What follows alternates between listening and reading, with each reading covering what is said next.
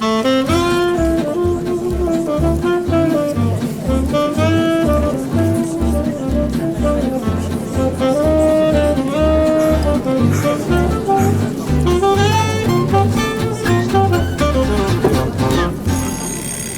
bouffons du roi Potet présentent Jacou et Michou l'interview.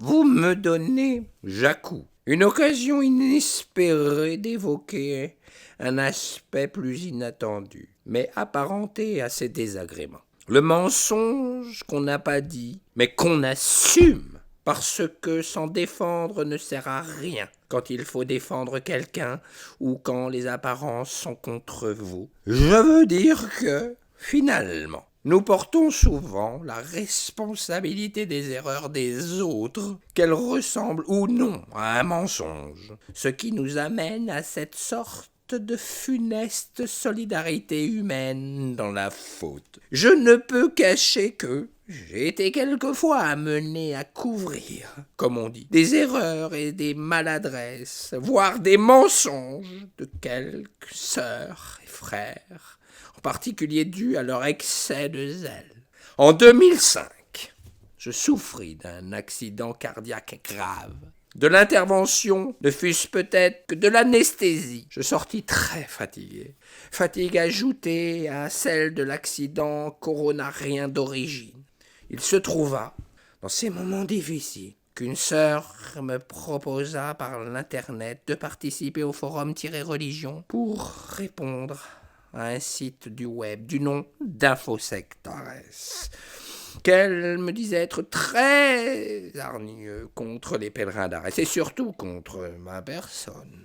Je pardonne tous mes objecteurs, qui sont nombreux, et bien que je n'eusse pas plus envie de faire du mal à Infosectares qu'aux autres, je me dis que discuter sur un forum m'occuperait un peu. Un nouveau malaise m'empêcha très vite de poursuivre ma participation à ce forum, et les sœurs, les frères pensèrent que c'était me rendre service que de se substituer à moi, au pied levé, pendant mon indisponibilité. Ils dirent, ou me firent dire, que sur ce forum des choses que je n'aurais pas dites, et firent intervenir, comme si je l'avais appelé moi-même, un ennemi d'Infosectares.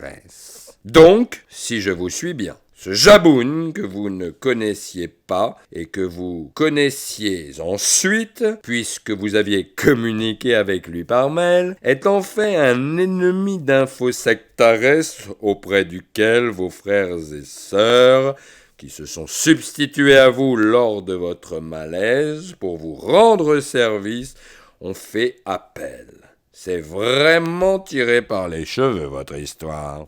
Bref, ils firent en mon nom et sous mon nom ce que je n'aurais pas fait moi-même, même à l'égard de l'hostile Infosectares. Quand je revins sur ce forum, je me retrouvais donc pris dans un quiproquo dont aujourd'hui je n'ai pas encore tout saisi, mais dont j'eus le tort de me défendre un peu.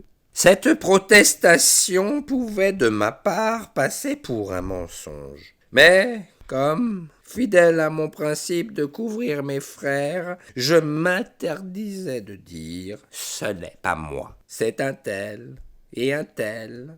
J'assumais.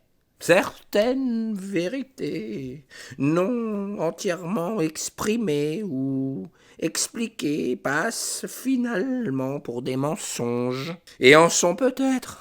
Qui sait? Donc, selon vous, certaines vérités peuvent passer pour des mensonges. Et alors, si nous vous entendons bien, vous pourriez tout aussi bien nous dire que certains mensonges peuvent passer pour des vérités. Alors cela mérite une petite pause, car justement, Monsieur Potet nous faisait part de sa rhétorique sur son blog. Selon lui, nous ne devrions pas rester liés au binarisme, qu'il a, pour sa part, abandonné depuis longtemps. Comme il le dit, pour nous, il y a un haut et il y a un bas, il y a la vérité et il y a l'erreur, il y a le mâle et il y a la femelle, il y a un blanc et il y a un noir, etc. Alors qu'il nous conduit dans des parages de la pensée, de la vérité, où tout existe sans binarisme. À l'entendre donc, il n'y a ni vérité, ni mensonge. Et, chez lui, comment dit-il, il y a de la place pour tout et tout le monde, même pour les contraires. Car à l'extrême, nous sommes appelés à créer un monde de bien où tout coexiste avec bonheur. Monsieur Potet déclare que certains d'entre nous le trouvent incohérent, donc douteux. Non, sans blague. Tandis que lui dit conduire ses frères et sœurs vers une assemblée qui n'aura plus les structures que donne le monde au groupement humain. Ah, oui, pourtant dans son mouvement, il n'y a de place que pour ce qu'il considère être son petit reste, c'est-à-dire sa chose, comme il le dit lui-même en réponse aux commentaires 174 et 83 de son blog. Et un comité de foi et de piété vient de se déclarer en tant que l'expression d'une structure. Et cela, sans qu'il ne trouve rien à y redire.